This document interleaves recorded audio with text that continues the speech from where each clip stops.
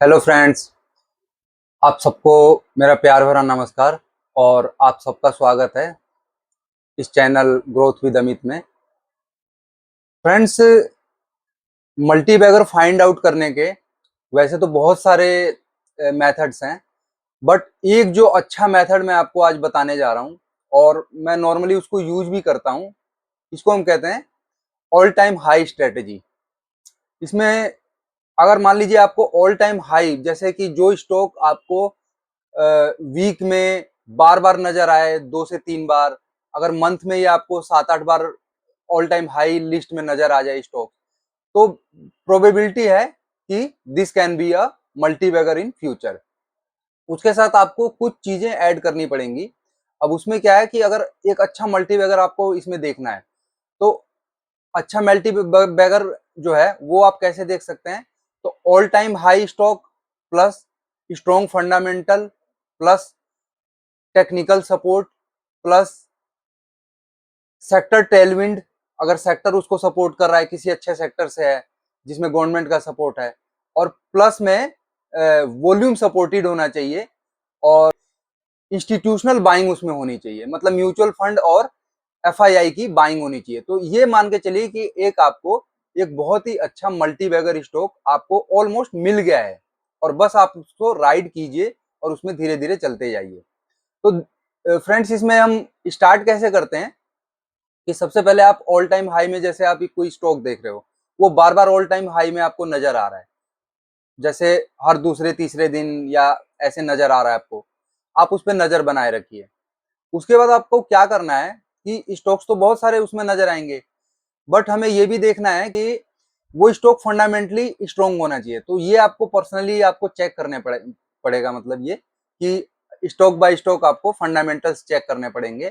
अगर आपके मान लीजिए 20 स्टॉक ऑल टाइम हाई में है, तो वो 20 के फंडामेंटल्स आपको चेक करने पड़ेंगे। तो क्या है कि फंडामेंटल आपने चेक कर लिए, आपको लग रहा है कि उसमें से कुछ स्टॉक्स आपको अच्छे मिल गए, फंडामेंटली स्ट्रॉन्ग मिल गए, अब आप उनमें और आगे सर्च कीजिए, टेक्निकल देखिए उसमें कि ये 200 डीएमए से ऊपर चल रहा है कि नहीं। वो अगर ऑल टाइम हाई है तो नॉर्मली वो 200 डीएमए से ऊपर ही चलेगा, वो सारे बल्कि डीएमए को के ऊपर ही चल रहा होगा।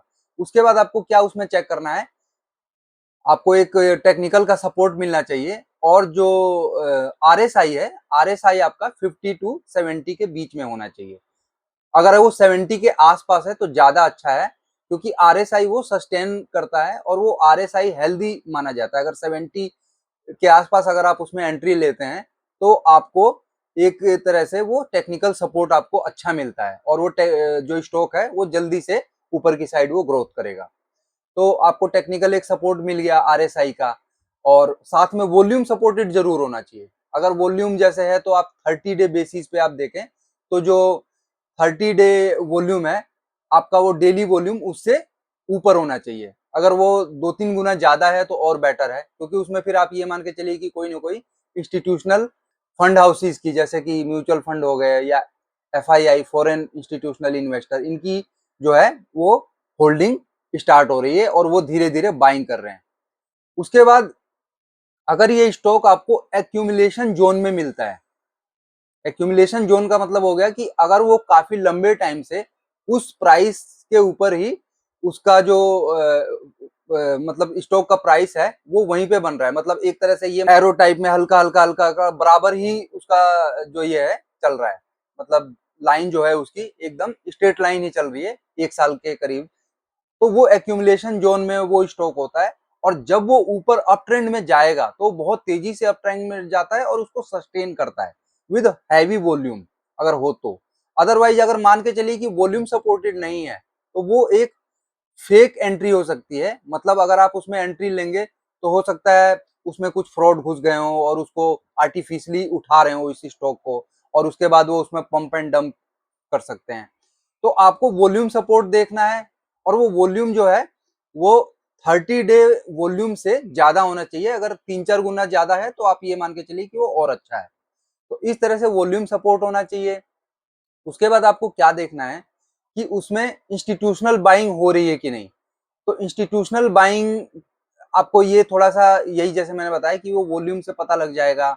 कि या फिर आप वो देखिए कि जैसे डेली बेसिस पे क्या होता है कि एक लिस्ट आती है कि उसमें इंस्टीट्यूशनल कौन-कौन से बाई कर रहे हैं, अगर म्यूचुअल फंड बाई कर रहे हो या वो, तो उनकी एक लिस्ट आती है, वो आपको एनएससी से मिल जाएगी। तो वहाँ आपको पता चल जाएगा कि वो किसी पर्टिकुलर स्टॉक में अगर ये ब्लॉक डील हुई है या हैवी जो डील होती है, उससे आपको आइडिया लग जाएगा कि इसमें कुछ चल रहा है। उसके बाद आप सेक्टर टेलविंड को देखिए कि ये स्टॉक जो है वो सेक्टर सपोर्टेड है कि नहीं। तो कई बार जैसे आजकल जो है, जैसे ये ईवी का टाइम आ रहा है, इलेक्ट्रिकल व्हीकल्स का, तो उसमें जैसे टाटा मोटर्स, महिंद्रा एंड महिंद्रा, ये सब कंपनियां हैं, तो इनमें आपको ये देखना है कि ये ईवी वाला कोई स्टॉक तो नहीं है, या फिर हॉस्पिटलाइजेशन सेक्टर से है, जैसे कि फोर्टिस हॉस्पिटल हो गया या और दूसरे अपोलो हॉस्पिटल हो गया। इन सेक्टर में भी ये एक तरह से टेलविंड वाले सेक्टर हैं। उसके बाद ये ग्रीन एनर्जी से भी हो सकता है, तो जैसे अदानी ग्रीन एनर्जी और टाटा पावर, इन ये अगर स्टॉक्स हैं तो आप इसमें देख सकते हैं, या इससे रिलेटेड मतलब कह रहा हूँ। तो आपको ये सेक्टर टेलविंड आपको देखना है। फार्मा सेक्टर से हो सकता है, फार्मा सेक्टर भी अच्छा है। आर्टिफिशियल इंटेलिजेंस से हो सकता है, एआई। तो एआई में आपको जैसे पता है बैंक एआई यूज कर रहे हैं, उसके बाद हेल्थ सेक्टर ये भी एआई यूज कर रहे हैं। तो ये देखना है कि जैसे ये एआई सेक्टर में आपको कौन कौन सी कंपनी का, ये टीसीएस हो गया, इन्फोसिस हो गया, उसके बाद हैप्पीएस्ट माइंड्स टेक्नोलॉजी हो गया, कुछ एक कंपनियां हैं, तो ये आपको फाइंड आउट करनी पड़ेंगी। तो अगर ये आपने देख लिया कि ये जो सेक्टर टेलविंड भी इसमें है, तो ये आप मान के चलिए कि एक आपको बहुत अच्छा ये स्टॉक आपको मिल गया है। उसके बाद ये डिफेंस सेक्टर से हो सकता है, सेमीकंडक्टर सेक्टर से हो सकता है, डिफेंस हो गया, सेमी कंडक्टर हो गया, रेलवे सेक्टर का ये हो सकता है। तो ये आपको टेलविंड देखने होते हैं। टेक्निकल में जैसे कि पैटर्न भी कुछ देख लीजिए, फ्लैग पैटर्न है, या एक तरह से फ्लैग पैटर्न हो गया, उसके बाद ट्रायंगल पैटर्न भी होता है। उस अगर ये उसको ब्रेकआउट कर रहा है तो ये एक अच्छा सिग्नल है, और फ्लैट बेस है तो वो भी एक बुलिश सिग्नल है। इसके बाद आपको कुछ चीजें ध्यान रखनी है कि अगर शेयर का पी रेशियो अच्छा चल रहा है, बट उसमें अगर आपको लग रहा है कि प्रोमोटर की होल्डिंग डिक्रीज होती जा रही है, तो इनको शेयर्स को अवॉइड करना है। फिर आपको ये देखना है कि ये न्यूज बेस स्पाइक तो नहीं है, ऐसा तो नहीं कि कोई अच्छी न्यूज आ गई और एक ही बार शेयर बढ़ गया, उसके बाद ये बढ़ ही नहीं रहा, तो ये आपको देखना है। उसके बाद ये कोई वैल्यू ट्रैप तो नहीं है। इस तरह से अगर आप शेयर को ऑल टाइम हाई लिस्ट में अगर फाइंड आउट करेंगे, या इवन 52 वीक हाई में भी अच्छे शेयर अगर आप देखना चाहेंगे, 52 वीक हाई में भी कुछ एक अच्छे देखते हैं, उसमें ये है कि आपका काम बढ़ जाएगा, तो आप एक अच्छे मल्टी बैगर यहाँ से आप ले सकते हैं। Thank you guys. दोस्तों, अगर आपको ये कंटेंट पसंद आ रहा हो तो इस चैनल को सपोर्ट कीजिए और लाइक पे हिट कीजिए, और आप कुछ कमेंट भी लिख सकते हैं आप इस पे अगर और वीडियो चाहते हैं। और दूसरा ये है कि सब्सक्राइब कीजिए इस चैनल को और ऑल पे क्लिक कीजिए, ताकि आगे जो भी नोटिफिकेशन है वो आपको रेगुलर मिलती रहे। थैंक यू दोस्तों।